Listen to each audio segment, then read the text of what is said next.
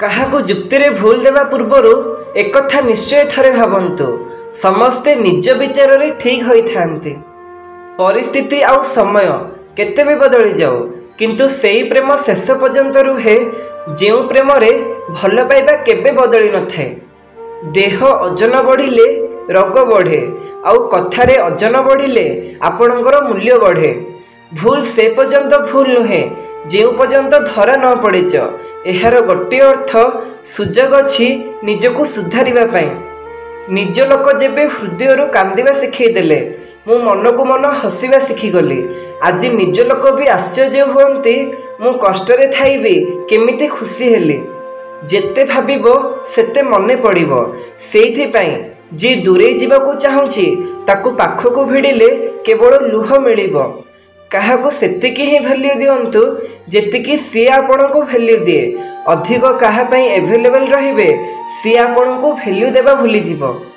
भगवान जड़े प्रभावशाली मनीष को 24 घंटा देइचंती, आउ तुमको मध्य सेई 24 घंटा देइचंती। तेबे निज गरीबता पई भगवान को दोष न दे चिंता करंतु जड़े प्रभावशाली मनीष से 24 घंटा को किपरि व्यवहार करंती, आउ आपण से 24 घंटा को किपरि व्यवहार करुचंती। दुनियार सबुठारु बड़ गुरु आम पई आमे निजे ही होई थाए। निजको ठीक से बुझी जाआंतु, अनेक समस्या एमिति समाधान हेइ जिवो। निज विषय रे अधिक कहिले ताको गर्व कहा जाए। अन्य माने आपणक विषय कहिले ताहा सत्तरे आपणक गौरव बढ़ाए। शिक्षार चेर भारी पिता होई थाए, किंतु फल भारी मिठा होई थाए। किछि कर बा न कर तथापि सी बढ़ी जाए, ताहा हेउची बयस। आमे भाबु बढ़ुची, किंतु सत्य यह कि से कमुची। गप आउ कविता केही भी लिखि देई पारिबो, किंतु प्रकृत वीर आउ वीरांगिनी माने साहसर कलम धरी धैर्यर काली रे समयर कागज रे निज इतिहास निजे लिखंती। एमिति तुम सह भी निश्चय घटिथिबो।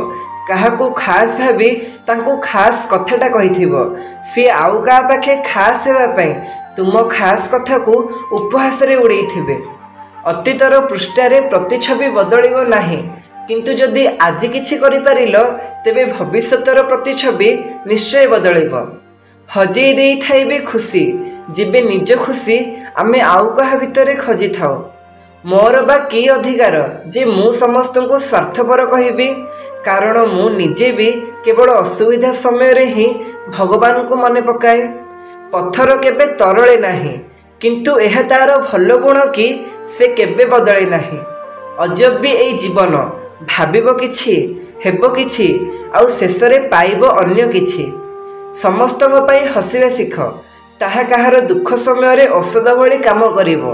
कारण जखम देवा प्राय समस्ते जानिचंती।